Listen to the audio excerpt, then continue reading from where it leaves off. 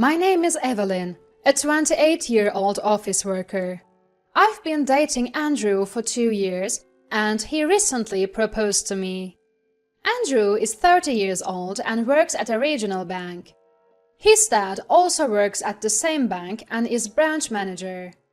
I met Andrew through a friend's introduction. He might seem a bit unreliable at times, but he's a kind person. I like that he's not the type to forcefully lead me. I've always struggled with people who don't listen to others and just pull you along in their direction. Maybe I prefer someone like him because my dad also listens to others and respects their opinions. I lost my mom about 10 years ago and have been living with my dad since then. My mom had always been frail, but her health worsened after I graduated from elementary school, leading to repeated hospital admissions. My mom had a weak heart, and I only remember her as always lying down. My dad, while running his company, took care of my mom and also looked after me. From my upper elementary school years, I started helping with cooking and taking care of my mom.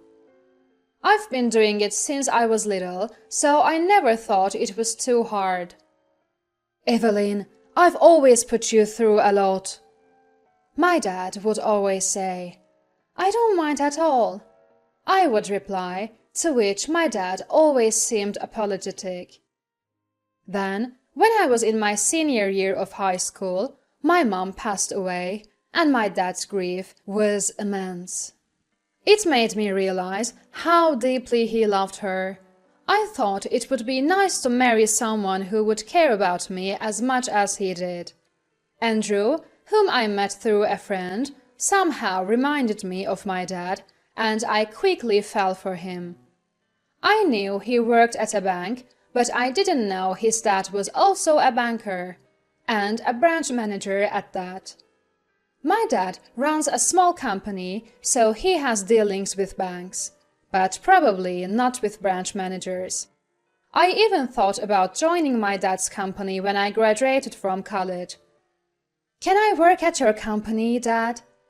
I asked casually, but he answered seriously. We can't have you here, because being family might lead to favoritism, he said firmly. Indeed, my dad as an employer would have to be careful around me, and the other employees might struggle with how to treat me. So, I didn't end up working at my dad's company. After accepting Andrew's proposal, I was set to meet his parents. I had already told my dad about planning to marry Andrew. Congratulations! I'm sure your mom would be happy, my dad said, almost in tears. After meeting his parents, I'll introduce him to you, Dad.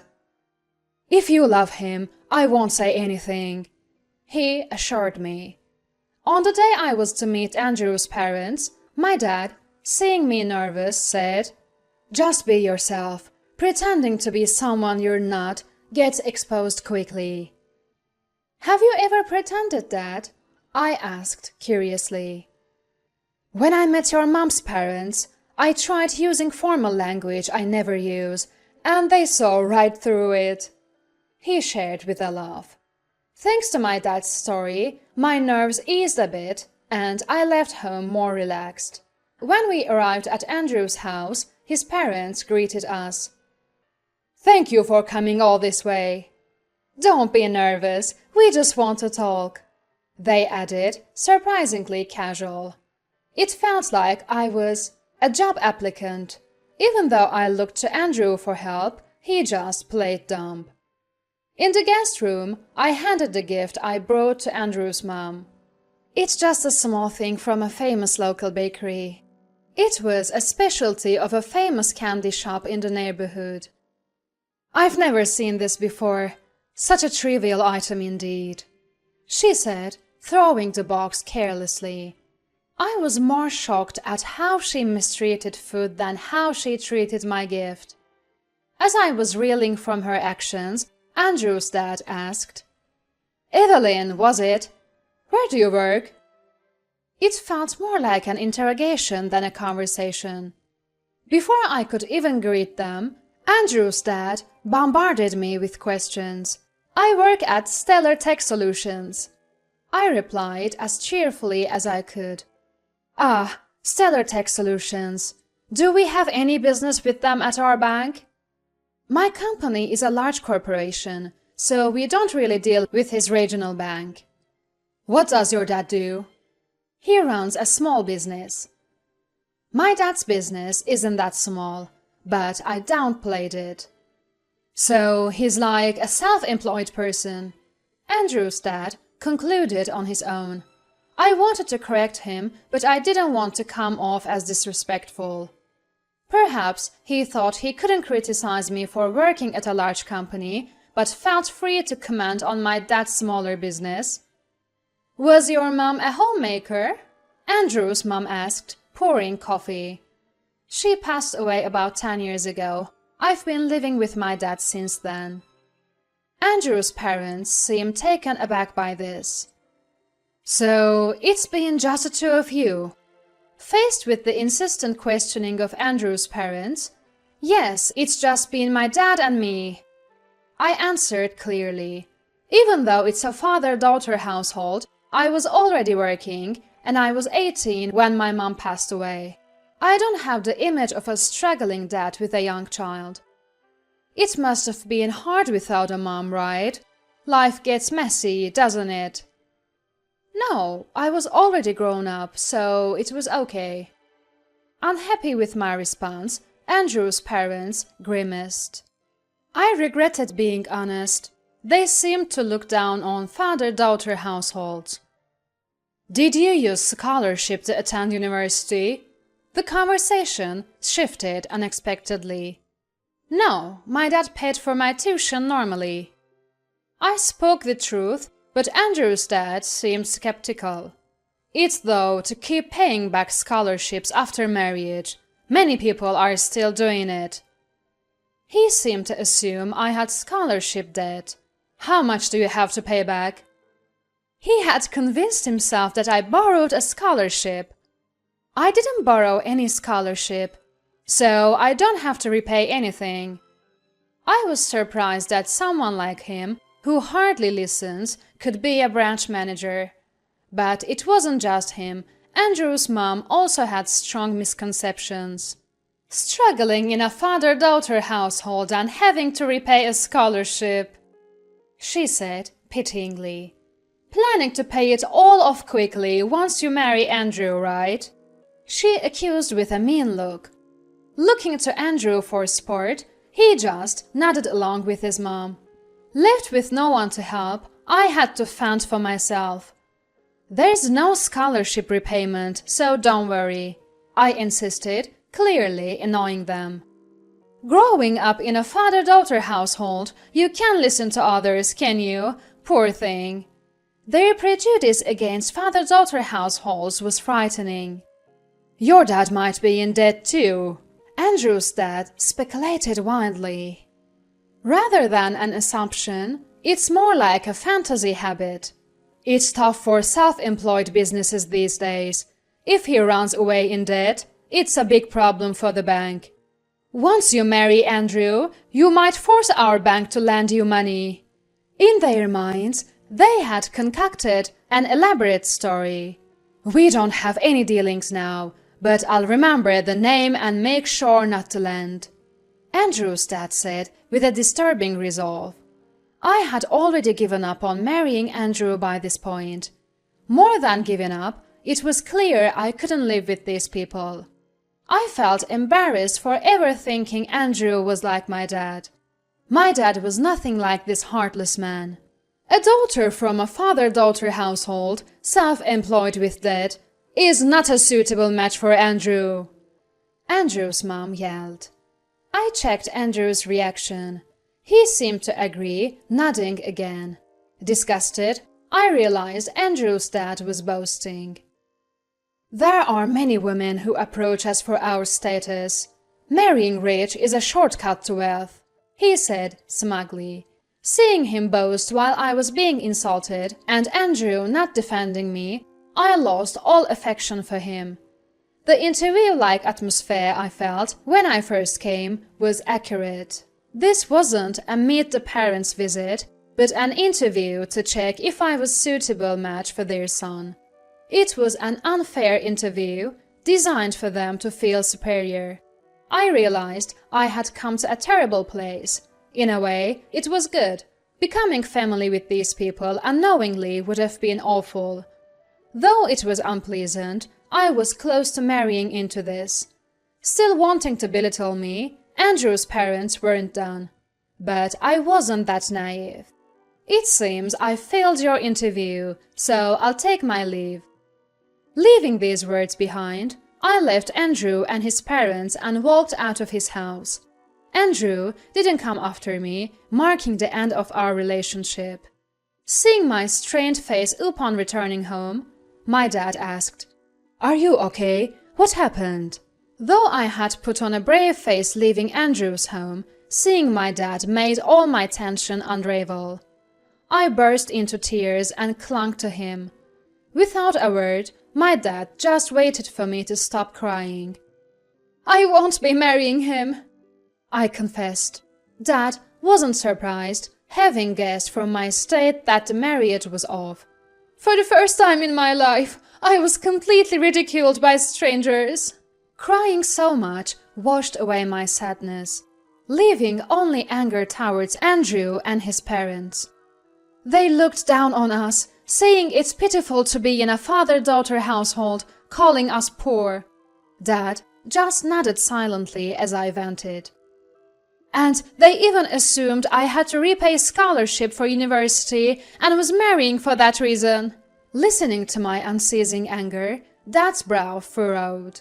I was the only one venting my anger, but once I vented all my frustrations, I felt relieved. As if waiting for this, Dad finally spoke. "There was no fate with Andrew, it seems." Indeed, there was no destiny with him.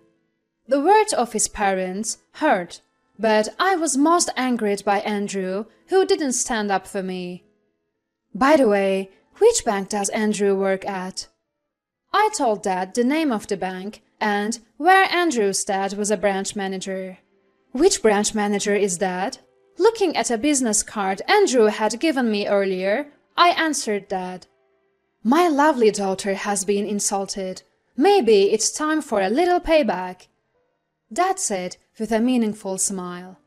A week later on a holiday, we had an unexpected visit at our home.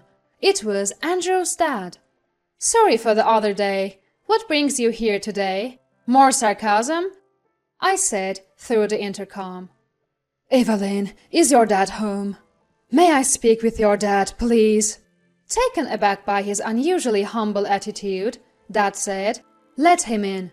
I have something to say too." With a slightly intimidating look, I led them into our house. Upon entering, Andrew and his dad immediately apologized. "We're so sorry about the other day," Andrew's dad said, bowing deeply. Andrew apologized in the same manner. "We can't afford to forget the company auditing our bank's accounts," Dad said, causing them to bow even lower. "Please, can we keep this incident from the main branch?" Confused, I asked Dad, who then explained what had happened. The day after I visited Andrew's house, Dad went to Andrew's dad's branch. The branch manager had exchanged business cards with Dad, but hadn't realized what my dad's company did. Panicked, another bank employee explained to the manager that Dad's company was auditing their bank. "You are the branch manager? I came to thank you for yesterday. My daughter visited your house." "Your daughter? Yesterday?" Andrew's dad was confused, not realizing Dad was my father. "I'm sorry for any rudeness my daughter may have caused," Dad said sarcastically. The other bank employees were flustered, not knowing how to handle the situation. The president of the accounting firm that spoke directly with the bank's executives had come to their branch, causing a stir. The branch manager is confused, even though he greets Dad politely, saying he shouldn't be rude. Although they welcomed Dad respectfully, the branch manager was perplexed. "It seems my daughter might have been rude, but you were quite disrespectful too. I heard from her. We can end our dealings with your bank if that's what you prefer." "What?" Dad's command, meant as a joke, sent shockwaves through everyone, including the branch manager. Even Dad was surprised by the strong reaction. Dad hurried back home, and it turned out to be more effective than I had imagined. Andrew's dad hadn't realized until the end that my dad and the president of the accounting firm were the same person. My dad's company isn't well known generally, but seems to be a big player in its industry. Trying to give Andrew's dad a bit of shock, my dad visited him, causing quite a stir at the bank. The other bank employees were panicked and apparently urged Andrew's dad to apologize. Then Andrew and his dad came together to apologize. "You shouldn't be apologizing to me. You should be apologizing to my daughter first." I was surprised by the firm tone of my dad, which I had never heard before. Andrew and his dad seemed even more shocked, crawling on the floor. "We are sorry for the other day. We were disrespectful and have reflected on it." "I didn't say anything wrong, so we're good, right?" Andrew said with a sarcastic smile, looking up at me. "I'm mostly angry with you for not standing up for me." Faced with my glare, Andrew pressed his forehead back to the floor. He probably wanted to reconcile with me. I had many missed calls from him on my mobile phone. I hadn't noticed them because I blocked his number, but after they left, I saw how serious it was. It was a good opportunity for my payback. How does it feel to apologize deeply to the father-daughter household you mocked as poor? Neither Andrew nor his dad could respond. "Give me my regards to Isabella, who always had snide remarks." The part about stopping the business was a joke, and I won't tell the main office, but please stay away from my daughter from now on. Dad spoke sternly again, and they could only keep apologizing, prostrated on the floor. By the time they left, Andrew's dad's forehead was red from bowing so much. Dad and I burst into laughter watching this. Mocked by us, Andrew and his dad shared a wry smile with each other. Their apology and my chance to talk back marked the definitive end of my relationship with Andrew. Later, I heard that Andrew's dad was demoted from his position as branch manager after the incident reached the main office. Andrew was transferred to a distant branch, seemingly ending his chances for advancement. I started dating someone new, introduced by a friend. I didn't want to experience the same pain, so I checked with him from the start. "I'm from a father-daughter household. Is it okay?" He looked puzzled but assured me it didn't matter. "Do your parents have any prejudice against father-daughter households?" He looked surprised again, but laughed and denied it. "We've just started dating, but it feels like things might work out well with this new guy."